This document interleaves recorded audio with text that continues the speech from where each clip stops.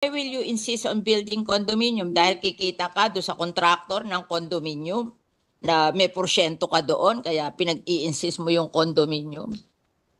Yung mandate nyo is for the homeless and the poor.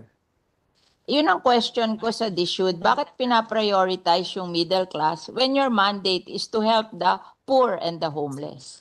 Dapat yun ang first priority. Kahit sa condominium, sinasabi nga po ng DSUD na pati ang condominium ay for the poor as long as may interest subsidy. So, mahal ang condominium eh. So, it's not for the poor and the homeless. Paalisin sila doon sa lupa na tinitirhan nila, tatayuan ng condominium, hindi naman nila kaya yung condominium, where will they go? Mr. President, the target market is the poor and the homeless, di ba? Of DSUD. It's not the middle class.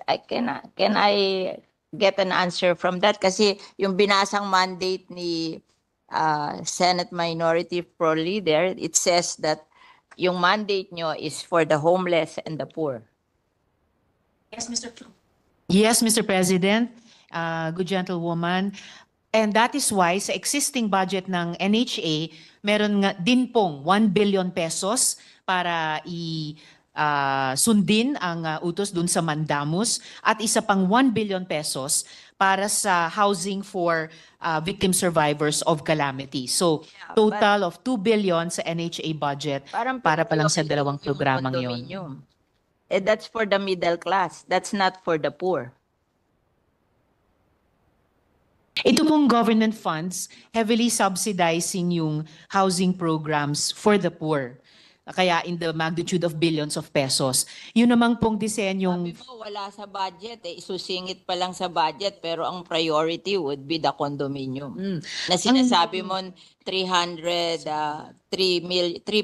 million units by 2028. Yun ang question ko sa DSUD. Bakit pinaprioritize yung middle class when your mandate is to help the poor and the homeless? Yung pong binanggit ko, Mr. President, na mga ipopropose pa lamang ng DSUD, na public rental housing at saka yung dalawa pa, bukod po doon, yung existing na pinagkakagastusan ng GAA ng NHA. Why are you prioritizing the 3.2 million condominium for the middle class when your mandate is to help the poor and the homeless? Dapat yun ang first priority. In fact, that is our problem in Las Piñas, that yung inyong condominium na pinopropose, it's not for the poor and the homeless, it's for the middle class. So why are we providing houses for the middle class? They can buy from others because they can afford it. Our priority should be the poor and the homeless. Kasi sa amin, sa Las Piñas, maraming poor and homeless na informal settler. That should be the priority, how to give them houses. Before kasi, yung aming CNP program, we're just giving land to the poor and the homeless. And they will try to save money to build their homes, better homes in the future. And ang amortization lang noon, 500 pesos a month. So they can afford it. The poor and the homeless, they can afford it. Even the tricycle driver and the mga nagtitinda sa palengke. But now, they are prioritizing condominium. Ang condominium, mahal. It's for the middle class. It's not for the poor.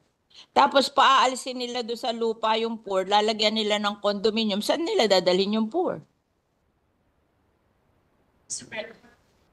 That's our experience in Las Piñas. So I'm telling the Secretary what is our experience in Las Piñas. Yes, Mr. President. Nakikinig mabuti ang Secretary sa inputs ng ating mga colleagues sa bawat locality natin. Kasi lahat yan, pag pinagsama-sama, really give us the national situation sa housing na sinusubukang tugunan ng department. I think what the department is trying to do, Mr. President, good gentlewoman, ay sabay na trabahuin ito with government funds, prioritizing housing for the poor. Nakatira doon sa lupa na tatayuan nila ng condominium. Saan dadalhin yung mahihirap na cannot afford the condominium? Mr. President, kahit sa condominium, sinasabi nga po ng DSUD na pati ang condominium ay for the poor as long as may interest subsidy. So sinusubukan po ng department mag-innovate sa mga programa. 4,000 a month. Hindi daw po, Mr. President, but I'll get Hindi the totoo. updated figure on Yun that. ang pinopromote nila, 4,000 a month. Mr. President, what I'm hearing here is it is 2,600 a month, so Okay, not do you 4,000 think pesos. Can afford 2,600 a month when they're earning only below 500 a day.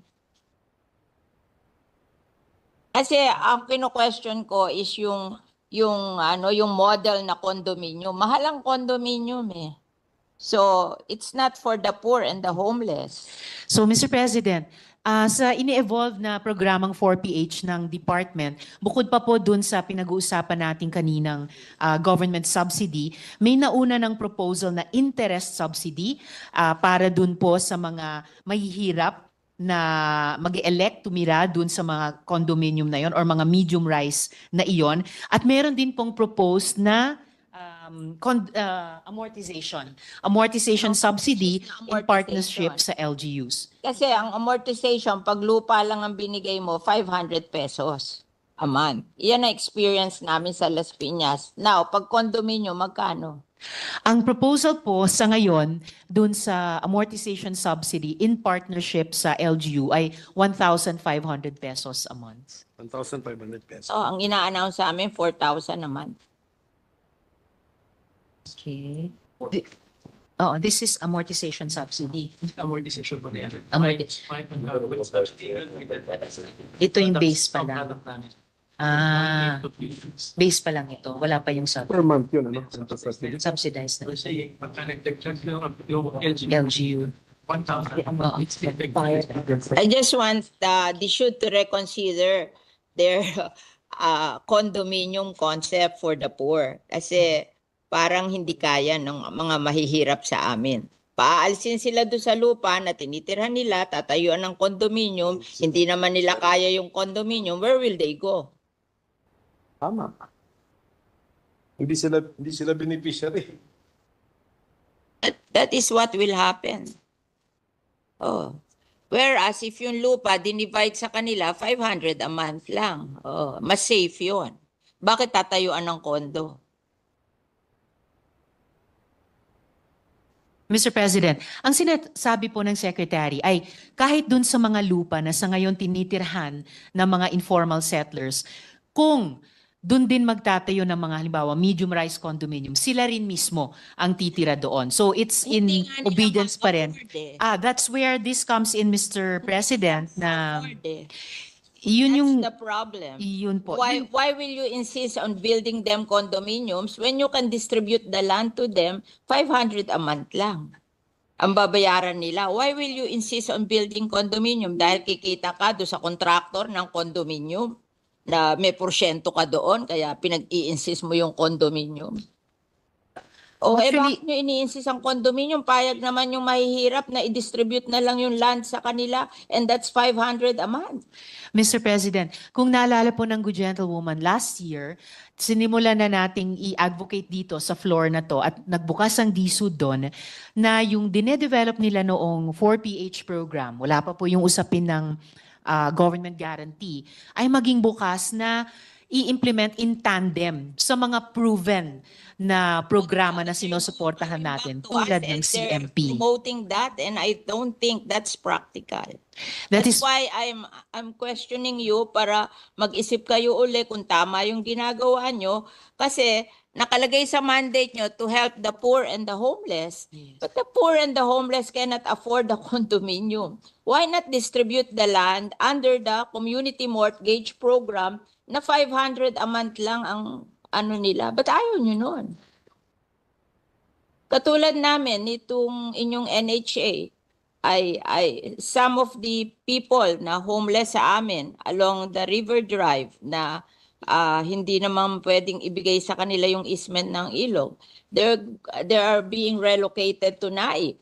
Ang ano doon, no down payment, 700 ang hulog, townhouse. O mas better pa yon kesa magtayo ka ng condominium sa Las Piñas tapos hindi naman ma-afford ng mga tao. Saan mo dadalhin yung mga tao? O paaalisin nyo doon sa lupa, tatayuan nyo ng kondo. Saan nyo dadalhin yung hindi kayang magbayad sa kondo? O, di homeless na naman yon. Hindi ba unfair sa kanila? Pinaalis mo doon sa lupa na tinatayuan nila, tatayuan mo ng kondo, tapos ibibigay mo sa middle class, tapos yung mga mahihirap, wala na naman bahay. You have to reconsider what you're doing. I think it's wrong. Yes, Mr. President. I think sa tulong ng Senado, dito sa mga budget plenaries natin, naisusulong natin yon. Hindi lang yung reconsideration, pero yung redesigning din mismo ng 4PH program. I think we have done the community mortgage program in Yes. Las Piñas for I think 30 years. And it's very successful. We just give them the land. They don't want the condominium. They just want to have a land to build their houses on. And if they cannot build nice houses today, they'll just try to earn so that in the future they can build houses in the land. But what they want is the land, that they will not be hindi sila magigibado sa land where they are staying now, and they're willing to pay for the land. Why don't we do that? Why do we have to build condominiums on their lands which they cannot afford? Yes, Mr. President. If I may, I think napakalawak ng suporta nating mga senador sa CMP, for example. And dahil paulit-ulit natin ini-impress yun sa DSUD, kaya rin makikita po natin historically, sa budget na nire-request nila sa GAA, ang lakas po ng hinihinging suporta para sana halimbawa sa CMP. Pero kakaunti lang po ang actually na naibibigay mula sa DBM hanggang sa final na GAA. Halimbawa po mula 2016, nag-propose ng funding ng, this is 1 billion, right? 1 billion pesos hanggang sa 2024, hiniling ang 13 billion pesos. Nagsisimula po tayo dito sa Senado ng paniniwala sa CMP, paniniwala sa GLAD program. Kaya nga't nung unang pinresenta sa atin ng DSUD yung 4PH, itong dalawang programa ang katulad ng ibinangga natin sa 4PH, precisely to say what the good gentlewoman is saying, na hindi pwedeng i-abandona natin yung mga proven successful programs tulad ng CMP para sa isang totally new program. Kailangan yung mga proven, tried and tested components tulad ng CMP, i-sustain natin, and then you can see if new ideas like the 4PH at ngayon may kasamang government guarantee ay pwedeng sama-sama tugunan yung ating housing needs. Ganon din po ang nagiging karanasan historically. If we have land there, Ano po? and they can buy the land and distribute it to the poor, why will we have to build condominium which they cannot afford? Just Opo. give them the land. So it is actually up to us also now, Mr. President, kahit dun sa particular na programang sinusuportahan natin ng CMP. Nag-propose po itong representasyon ng 500 million pesos para sa CMP, pati po sa unprogrammed funds natin sa 2025. Ang historically din po sa budget na hinihingi ng DSUD at key shelter agencies, pero aktual na ibinibigay ng DBM, halimbawa sa SHAFC, historically humingi po tayo para sa kanila ng 14.8 billion pesos, pero 121 million pesos lamang po ang naibigay. But we are not abandoning kahit alin sa mga Gagamitin mo sa condominium kung yung land lang na murang-mura hindi mo magawa. Anong model yun sa condominium? yes. You will say that it will be financed by the private sector. Yes, Madam Hindi Mr. naman gagamitin President. din ng government yan. Di parang government din ang gumasta dyan.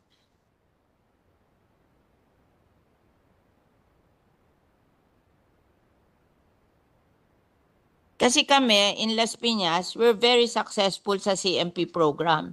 The poor can afford that. Why are we abandoning it at gusto natin tayuan ng condominium when it's more affordable for the poor? Mr. President, if I may make a few more points of record para lang makompleto din itong discussion namin ng good gentlewoman. Ang priority po ng DSUD kasi hindi yung lupa lang. Gusto ng Secretary ay pag bumili ng lupa, magtatayo din po ng bahay in various forms. yung forms na gusto natin sa CMP, sa GLAD program ng SHAFC, and ang tinetest natin ay kung pwedeng i-complement yan nitong 4PH na may government guarantee. Condominium kung kanila. Kaso kukunin nila yung lupa ng mga informal settler. Tatayuan nila ng condominium. Where will the informal settler go? Pero They that- cannot afford the condominium. Paaalisin nila doon. Saan nila hindi dadalhin? po. Hindi po pa. Paalisin eh. Ganun na ang pinopromote sa amin eh. This is on the ground. Kaya ako nagsasalita, I'm hearing it in the ground. Napaalisin sila dahil pinangangakuan sila ng condominium. Tapos tinanong ko, how will you pay for the condominium? Ang sabi nyo, mag-uutang sa Pag-ibig. Pag hindi sila napasa sa Pag-ibig, hindi sila pwedeng bumili ng condominium. O where will they go? Mr. Secretary, may problema po tayo sa Las Piñas kasi what I'm trying to show here is pag kinumbine po natin yung mga tried and tested na housing programs natin tulad ng CMP, tulad ng GLAD, plus itong 4PH na isinusulong natin with government guarantee, masasagot yung housing backlog natin, pati sa mahihirap, pati particular sa Las Piñas. So The paano po condominium will natin not solve the tutugunan yung problem of the problema? poor. They cannot afford the condominium. I'm telling you. Kasi I know how to build condominium, so I know that they cannot afford that. Ang ayoko lang naman, mawalan sila ng opportunity to have land. O kung hindi nila kaya ang condominium, give them the opportunity to own the land and let them build houses in the future. Yun namang kanilang houses, meron silang houses, ililipat lang nila doon sa lupa na allocated for them. We have seen it. Actually, Mr. Homes are 4 stories kasi dahan-dahan nila 30 years, dahan-dahan nilang binild. Precisely, Mr. President. Yes, Mr. President. Yung sinasabi po ng gentlewoman, yun po yung pinupuntahan ko, na given yung best practice natin sa CMP, yung best practices ng ibang mga informal settler community sa GLAD, na pwedeng mag-combine yun dun sa components ng 4PH, na ito nga, gaya ng sinabi nyo, over time, naging 4-story. So, yun po ay consistent dun sa mid-rise na condominium na sinasabi na I hear the good gentlewoman, Mr. 500 President. pesos for the land. That they can afford. O later on, magsisave sila. Pag lumaki ang anak nila, nakakasave sila, then slowly they build their homes there on the land. But ang sinasabi ko, don't deprive them of the land because you want to build condominium. Yes, Mr. President. For the condominium. Opo, gaya ng nabanggit ko po kanina sa good gentlewoman, ang konsepto po ng department sa 4PH and with government guarantee ay yung mismong informal settlers na nandun sa isang lupa. Sila ko qualify eh. Kasi wala silang income na gano'n that can afford to pay for the amortization of the condominium. Let's be practical. They cannot afford that. Mga ano lang yan tricycle driver. Mga nagtitinda sa palengke. Hindi naman everyday continuous ang income nila. Wala naman magsa-certify sa income nila, napapasa sa Pag-ibig. Alam mo kung mag-process sa Pag-ibig, there should be a certification of your income. Who will certify for the tricycle driver and the nagtitinda sa palengke? Mr. President, Kami rin, nagpo-process kami sa Pag-ibig. Kami nga, nagda-down pa sa amin ng ang laki-laki, bumabagsak pa rin sa Pag-ibig. Nire-refund namin yung down payment kasi they cannot qualify. Mr. President, kahit sa 4PH na may government guarantee, may nakikitang importanteng papel ang Pag-ibig. But to get back to the important concern ng good gentlewoman, meron na po tayong proof of concept with informal settlers sa Bacolod. Tama po? Sa Bacolod. So, I hear what the good gentlewoman is saying, yung problema sa Las Piñas. When there are no homeless or poor people there. Here in Las Piñas, they will remove the homeless and the poor people to build the condominium. Where will the poor and the homeless go?